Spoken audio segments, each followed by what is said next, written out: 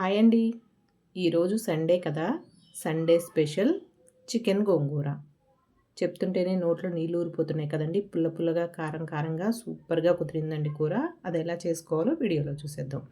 ముందుగా దీనికోసం నేనైతే ఒక అర కేజీ చికెన్ తీసుకొని 2 సార్లు శుభ్రంగా కడిగి పక్కన పెట్టుకొని, ఇప్పుడు అలాగే గోంగూర కూడా శుభ్రంగా కడిగేసి పక్కన పెట్టుకోవాలి. అర కేజీ చికెన్కి గోంగూర 150 గ్రాముల వరకు పడుతుంది. పుల్ల గోంగూర, ఎర్ర గోంగూర 150 గ్రాములు పడుతుంది. పుల్లగా లేకపోతే మరి కొంచెం వేసుకోవచ్చు. అలాగే తాజాగా అప్పటికప్పుడు నూరుకున్నటువంటి అల్లం వెల్లుల్లి పేస్టు, ఒక పెద్ద సైజు ఉల్లిపాయ, ఒక 3 పచ్చిమిర్చి కట్ చేసుకొని పక్కన పెట్టుకోవాలి. ఇప్పుడు స్టవ్ వెలిగించి కళాయి పెట్టుకొని ఆయిల్ వేసుకొని వేడెక్కిన తర్వాత మనం కట్ చేసి పెట్టుకున్న ఉల్లిపాయ ముక్కలు, పచ్చిమిర్చి ముక్కలు కూడా వేసుకొని వేగనివ్వాలి. ఈ ఉల్లిపాయ ముక్కలు వేగడానికి కొంచెం ఉప్పు వేసుకొని వేయించుకోవాలి. ఉల్లిపాయ ముక్కలు వేగిన తర్వాత అల్లం వెల్లుల్లి పేస్ట్ కూడా వేసుకొని వేయించుకోవాలి. ఎప్పుడైనా నాన్ వెజ్లోకైనా వెజ్లోకైనా అల్లం వెల్లుల్లి పేస్ట్ అనేది అప్పటికప్పుడు నూరి వేసుకుంటే తాజాగా ఆ ఫ్లేవర్ కానీ టేస్ట్ కానీ చాలా బాగుంటుంది.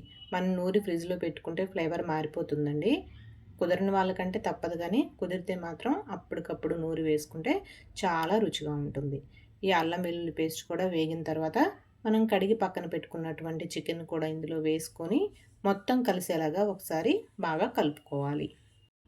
ఒక స్మాల్ రిక్వెస్ట్ అండి, నా వీడియో కనుక ఫస్ట్ టైం చూసినట్లయితే సబ్స్క్రైబ్ చేసుకోండి, లైక్ చేయండి, నాకు కొంచెం సపోర్ట్గా ఉంటుంది. Please like, share, subscribe. ఇలా కలుపుకున్న తర్వాత ఇందులో తగినంత పసుపు వేసుకొని మరొకసారి కలిపి హై ఫ్లేమ్ మీద ఒక 5 నిమిషాల పాటు మధ్య మధ్యలో కలుపుకుంటూ వేగనివ్వాలి. చికెన్ వేగిన తర్వాత ఈ కూర మొత్తానికి సరిపడా ఉప్పు, కారం వేసుకోవాలి.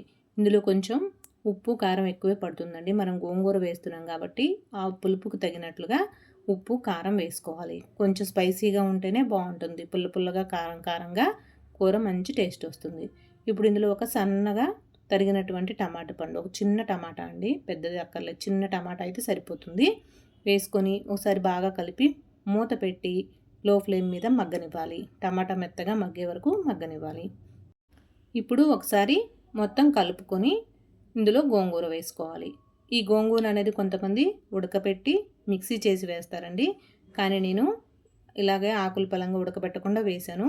ఆకులు కొంచెం పెద్దగా ఉన్నాయని చిన్నగా చిరిమి వేశాను. అంటే ముక్కలుగా చేసి ఆకులు వేసాను, త్వరగా ఉడికిపోతుంది, బాగుంటుంది అనేసి వేసాను. ఇలా గోంగూర వేసుకున్న తర్వాత ఒకసారి మొత్తం కలిపి, నేను చెప్పాలంటే కొంచెం తక్కువగానే వేసానండి. మా ఇంట్లో కొంచెం పులుపు తక్కువ తింటారు చికెన్లో, అందుకే తక్కువగా వేసాను. కావాలంటే మీరు కొంచెం ఎక్కువ వేసుకోవచ్చు. మూత పెట్టుకొని కలిపి మూత పెట్టి మంచిగా మగ్గనివ్వాలి. గోంగూర మొత్తం మెత్తగా మగ్గిన తర్వాత ఇప్పుడు ఇందులో వాటర్ వేసుకోవాలి.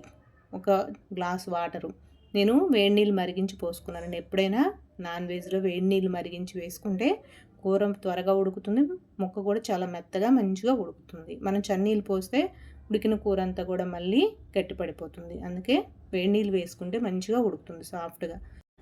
ఇప్పుడు ఇందులోకి గరం మసాలా కూడా అప్పటికప్పుడు చేసుకుంటే చాలా మంచి ఫ్లేవర్ ఉంటుందండి.